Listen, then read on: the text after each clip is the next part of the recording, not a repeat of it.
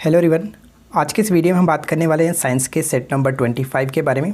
और उम्मीद करता हूं कि इससे पहले कि आपने बाकी के सेट्स को ज़रूर देखा होगा।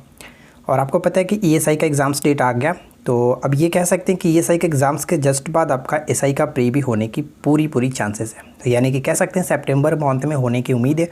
तो अब आप लोग अपनी प्रिपरेशन को थोड़ा सा ज़ोर शोर से स्टार्ट कर दीजिए, अच्छे तरीके से प्रिपरेशन कीजिए। और हमारी वीडियो आने में लेट इसलिए हो गई क्योंकि 2 दिन से मैं फ़ीवर में था, तो थोड़ा सा प्रॉब्लम हो गई थी, लेकिन अब फ़िलहाल मैं ठीक हूँ। आपकी वीडियो कंटिन्यू रहेगी। तो चलिए शुरू करते हैं। देखिए, फर्स्ट क्वेश्चन ये कह रहा है कि निम्न में से कौन सा जगत 5 जगत वर्गीकरण में शामिल नहीं था। 5 जगत वर्गीकरण सिद्धांत आपको पता है किसने दिया था? कह सकते हैं एच व्हिटेकर ने दिया था 1969 में। और इसके अंतर्गत आर्क बैक्टीरिया को शामिल नहीं किया गया। इसके अंतर्गत 5 चीज़ों के अंतर्गत कौन कौन से आते हैं, यानी 5 जगत वर्गीकरण में मोनेरा, प्रोटिस्टा, कवक, पादप और जंतु। यानी हम ये कह सकते हैं कि 5 जगत वर्गीकरण के अनुसार समस्त जीवों को निम्नलिखित 5 जगत में वर्गीकरण किया गया था। और ये 5 आप यहाँ पे देख सकते हैं। ठीक है, तो राइट आंसर हम यहाँ पे ऑप्शन ए को टिक करेंगे। चलिए, सेकंड क्वेश्चन क्या है? सेकंड क्वेश्चन ये कि एक लेंस की प्रकाशीय शक्ति यानी कि पावर जो 2.0 यहाँ पे डी लिखा जाता है। तो डी का क्या अर्थ होता है ये आपको बताना है। लेंस की जो क्षमता होती है उसको डी में डिनोट किया जाता है। तो डी का मतलब क्या होता है? डायोप्टर। ठीक है, डायोप्टर ऑप्शन ए करेक्ट होगा। अक्सर यहाँ से न्यूमेरिकल पूछ जाता है 1/p, p बराबर 1/f। ये हम लोग तब यूज़ करते हैं जब हमारा जो फोकस होता है वो मीटर में दिया रहता है तब। ठीक है, जब अगर सेंटीमीटर में दिया रहता है तो वहाँ पे हम लोग 100/f लिखते हैं। ठीक है, ये दोनों याद रखिएगा। जब सेंटीमीटर में दिया गया हो तब 100/f और मीटर में दिया गया हो तो 1/f। क्वेश्चन नंबर 3 है कि पहले इलेक्ट्रॉन कोष जो नाभिक के निकटतम होता है में कभी भी n इलेक्ट्रॉन से अधिक नहीं होते हैं। यहाँ पे n का मतलब बताइए कि n किसके बराबर होता है। तो मैंने आपको बताया कि k, l, m, n इस तरह से आगे की इस तरफ बढ़ता है। यानी कि k को हम यहाँ पे 1, 2, 3, 4 इस तरह से मानते हैं। और मानते हैं कि k सेल में कितने इलेक्ट्रॉन रह सकते हैं। तो इसके निकालने के लिए एक छोटा सा फार्मूला होता है 2n²। ठीक है, 2n²। n की जगह पे 1 रखेंगे तो देखिए k जो कोष है उसमें कितना होगा। तो अगर n के जगह पे 1 रखते हैं तो 2 होगा, कोई प्रॉब्लम नहीं। अगर मैं l के जगह पे रखता हूँ, l के जगह पे यानी कि 2 है, पूछा जा सकता है कि l सेल में कितने इलेक्ट्रॉन होते हैं। तो यहाँ पे देखिए 2 के जगह यानी n के जगह पे मैं 2 रखूँगा तो कितना हो जाएगा, यहाँ पे आप कहेंगे कितना हो जाएगा 4 और 4 दूनी की 8। ठीक है, इस तरह से डायरेक्ट आपसे पूछा जा सकता है कि इसमें k में कितना होता है, l में कितना होता है, m में कितना होता है। तो m में आप 3 रखिए और 3 का यानी कि करेंगे तो कितना हो जाएगा 9, 9 दूनी की 18 यानी कि 18 इसमें होगा। इस तरह से हमेशा ये पूछा जाता है। तो फिलहाल यहाँ पे आपसे पूछा गया कि पहले इलेक्ट्रॉन सेल में, तो पहले इलेक्ट्रॉन सेल में कितने रह सकते हैं। तो सिर्फ और सिर्फ हम लोगों ने निकाला 2। तो राइट आंसर हो जाएगा आपका ऑप्शन सी, ये ध्यान रखिएगा। क्वेश्चन नंबर 4 कह रहा है कि मैग्नीशिया का रासायनिक सूत्र क्या है। मैग्नीशिया का रासायनिक सूत्र होता है MgO, यानी कि मैग्नीशियम ऑक्साइड को हम लोग मैग्नीशिया के नाम से भी जानते हैं। और साथ ही साथ एक छोटा सा पॉइंट और बता दूं, इसको पेरिक्लेस के नाम से भी जाना जाता है, पेरिक्लेस के नाम से भी जाना जाता है। और हम लोग कई बार डिस्कस कर चुके हैं इसको कि MgOH का होल्टवाइज जो होता है इसको हम लोग मिल्क ऑफ मैग्नीशिया के नाम से जानते हैं, जो कि एक प्रकार का एंटासिड होता है। क्वेश्चन नंबर 5 क्या कह रहा है? ऊष्मागतिकी का प्रथम नियम निम्नलिखित में से किस अवधारणा की पुष्टि करता है। ऊष्मागतिकी का प्रथम जो नियम है ऊर्जा संरक्षण की पुष्टि करता है।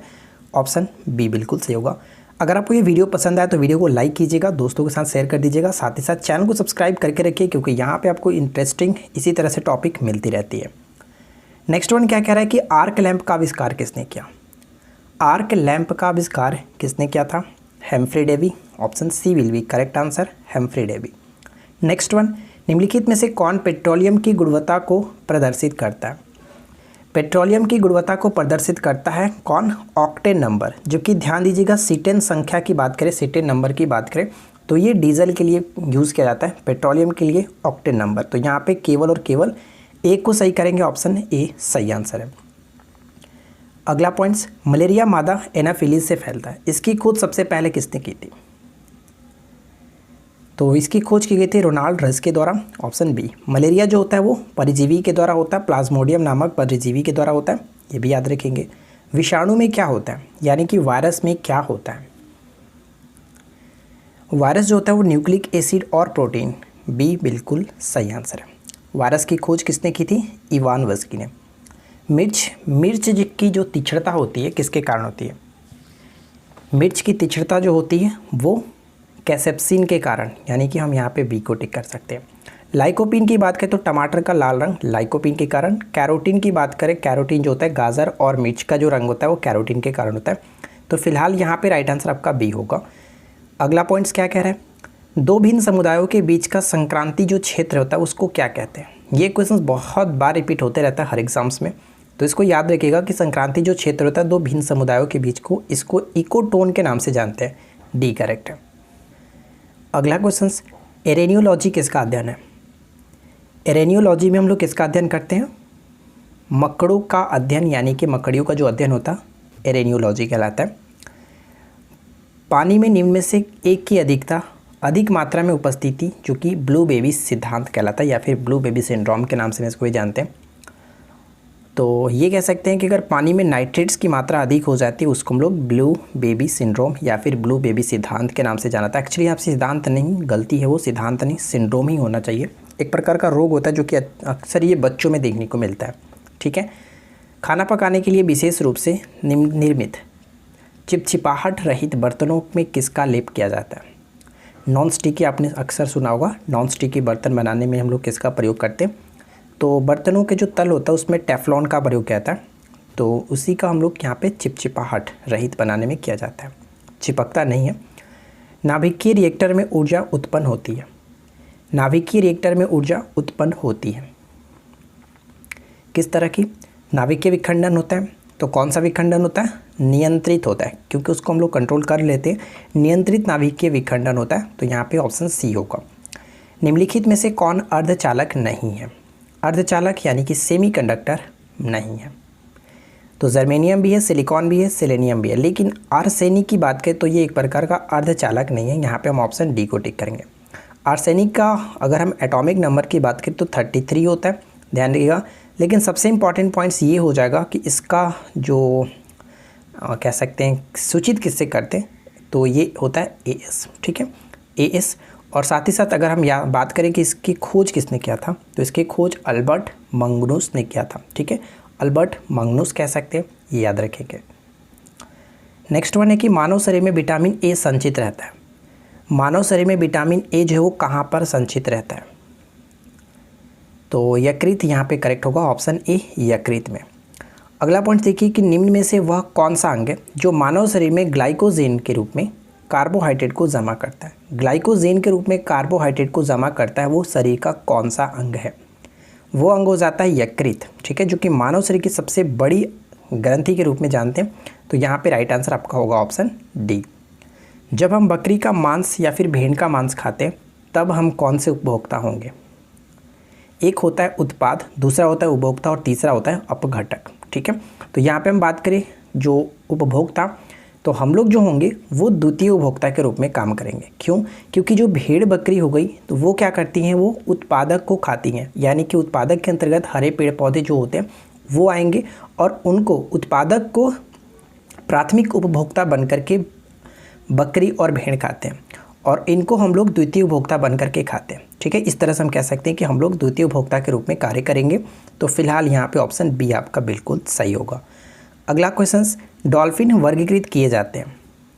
डॉल्फिन वर्गीकृत किए जाते हैं स्तनी में। ठीक है, स्तनपायी के रूप में डॉल्फिन को वर्गीकृत किया गया, तो डी यहाँ पे करेक्ट होगा। गर्म रुधिर वाले जंतु वे होते हैं जो अपने शरीर के तापक्रम को, बहुत सिंपल सा क्वेश्चन है लेकिन इंपॉर्टेंट भी है, कई एग्जाम्स में ये रिपीट भी हुआ है।